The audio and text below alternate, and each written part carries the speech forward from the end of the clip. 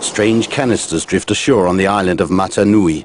6 legendary heroes have arrived. These mighty Toa must discover the masks of power, defeat evil, and free the island. Discover their skills. Use their masks. Bionicle. Find the power. Live the legend. Do you remember Bionicle? In 2001, LEGO released one of the most killer toys ever, Bionicle. Coming from the mind of Chris Faber, Bionicle would pull LEGO out from the depths of possible bankruptcy and find its way into the hearts of many. Today, I will be talking about what made Bionicle so special and the genius behind its success.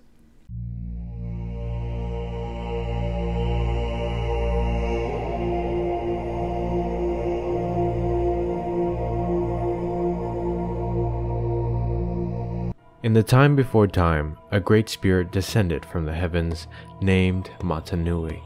Along with him, he brought the Matoran, these little guys that you probably got inside of your McDonald's Happy Meal. These Matoran, however, were lost and without purpose. Because of this, they were gifted 3 virtues: unity, duty, and purpose. Grateful for this, the Matoran named their home after their god Mata Nui as a show of thanks. But their happiness was not to last, as Makuta, Mata Nui's brother, was jealous of the way his brother was adored by the Matoran. It was because of this he cast a spell to put his brother into a deep sleep. The lands fell into darkness. Fields withered and sunlight grew cold. Hope was not lost, however, as legend foretold of 6 heroes who would come and save the Matoran from the evil grasp of Makuta's darkness. These heroes were called the Toa. The Toa would arrive on the beaches of Mata Nui, piecing themselves together, piece by piece. However, they had no memory. There were 6 Toa with their own corresponding element. Tahu represented fire, Gali water, Lua air, Kopaka ice, Onoa earth, and Pohatu stone.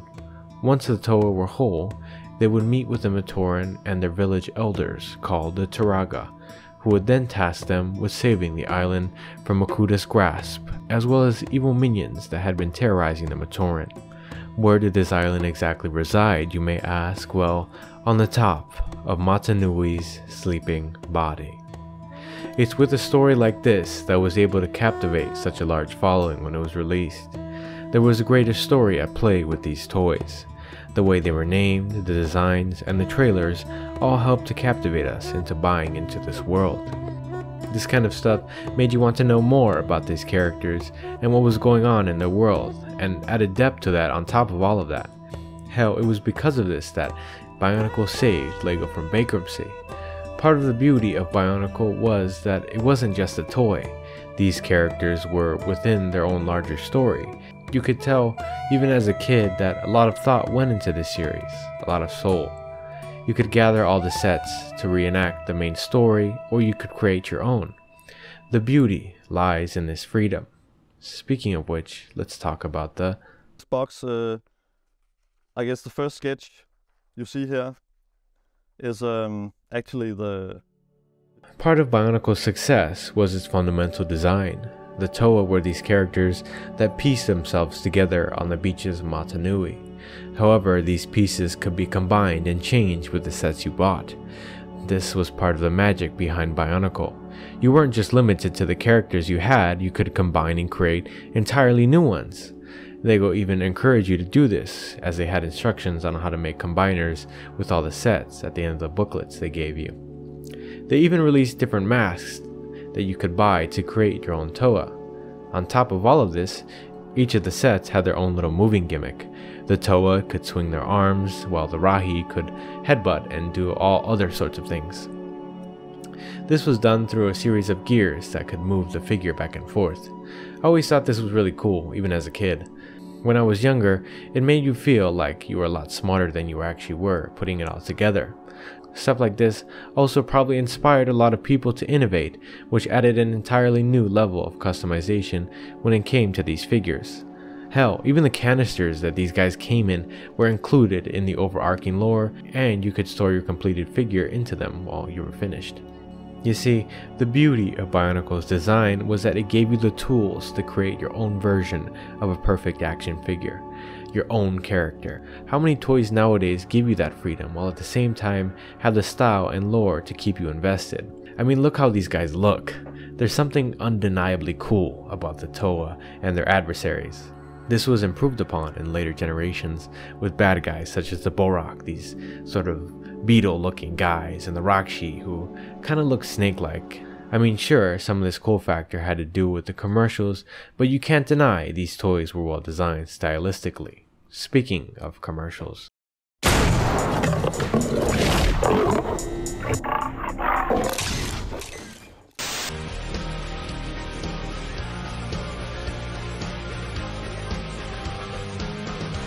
Just creeps.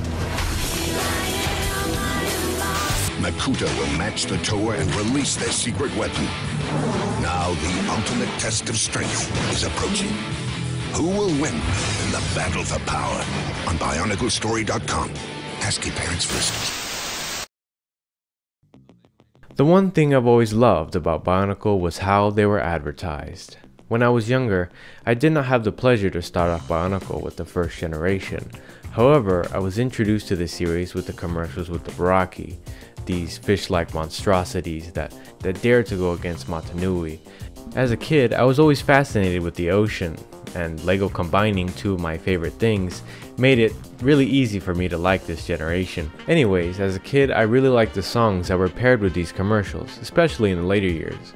Some of my favorite songs came from Bionicle commercials.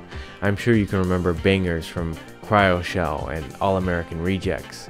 LEGO did a damn good job at including early 2000s punk rock bangers. This really helped sell the toys to the early 2010s youth. LEGO really hammered home how cool these toys were. They did this not only with the music, but with the things that were shown in the commercial as well. LEGO wasn't just advertising these toys, they were showing us a piece of the lore as well. This added a new layer of depth to what they were advertising, showing us once again that there was more to these toys than just LEGO Technic's system and figure form. There is also something to be said about the commercials of that time. I'm not sure if I'm just looking back with rose-tinted glasses, but there was something so special about commercials back then. Maybe it was the fact that they had to be more and more ridiculous to capture our attention, or maybe I'm just getting old and looking back fondly at old times. I'm not even sure people really watch commercials nowadays, so probably why we don't see many of the same stuff we used to see back then. However, there is one medium that has survived the test of time, one that originally got me hooked on Bionicle in the first place.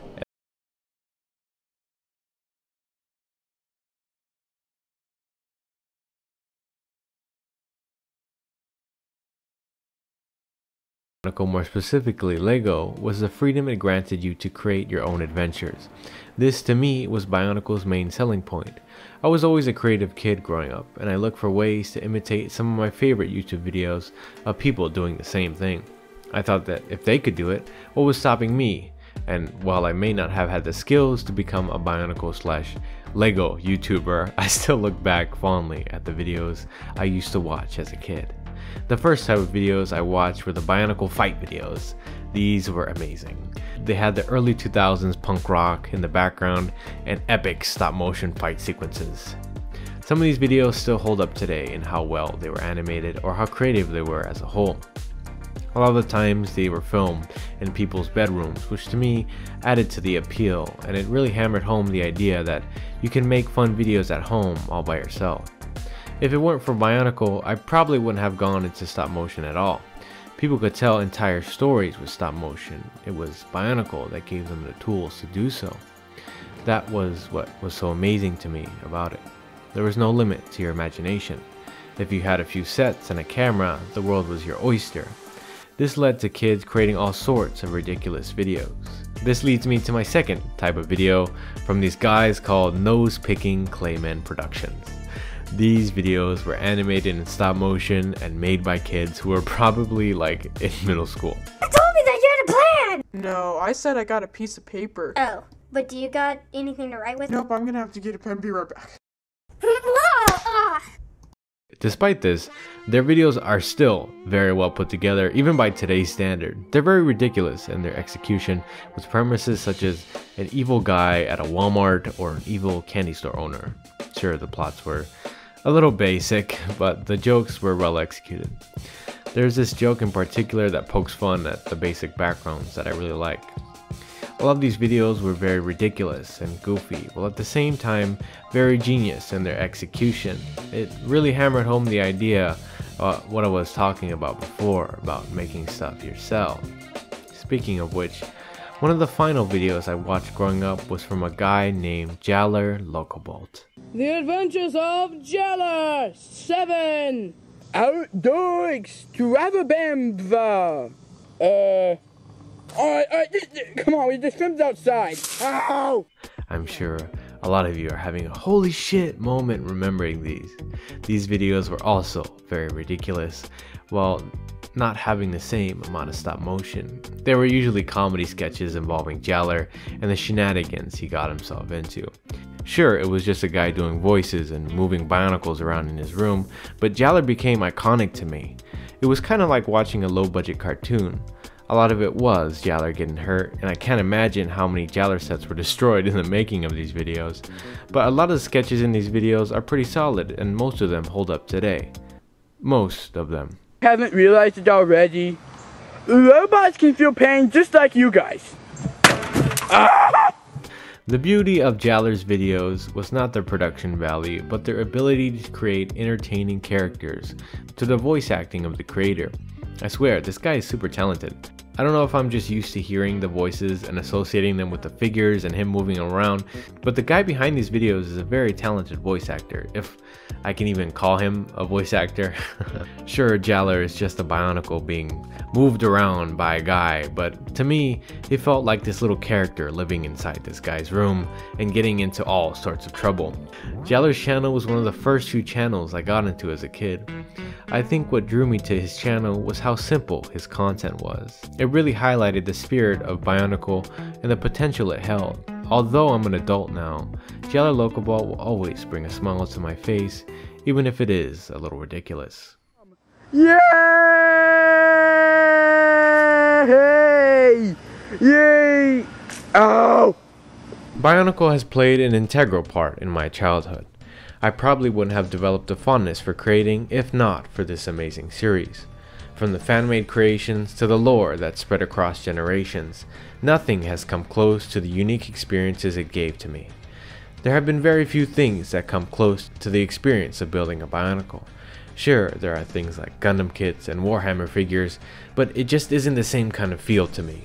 Maybe I've just grown up, but there's something very unique about the experience of putting something together like a Bionicle. The way the canisters pop open, the snapping of pieces, the lore and imagery you get on the pamphlet, even up to the point before where you're browsing through aisles and aisles of possible figures at your local Toys R Us. There's a reason why many of us even report having dreams about this stuff. There was this magic behind it that LEGO managed to capture. It wasn't just this little action figure. They had a story, deeper lore I spent hours trying to learn about as a kid. And maybe all of this is just me looking back through rose-tinted glasses. Maybe Bionicle was just another well-marketed toy to make a profit, but a part of me knows that there was a lot of soul put into Bionicle. From the way it was presented to the legacy it strung out over generations. This was a series that grew up with me, that changed and evolved over time, much like I was doing in my own life. It brought me tons of joy and happiness, which is why I'm sad it's now discontinued. Although it's gone, I can't help but look fondly at the memories and inspiration it gave to me, not only to create, but to make beautiful things that I'm proud of. And for that, I'm grateful.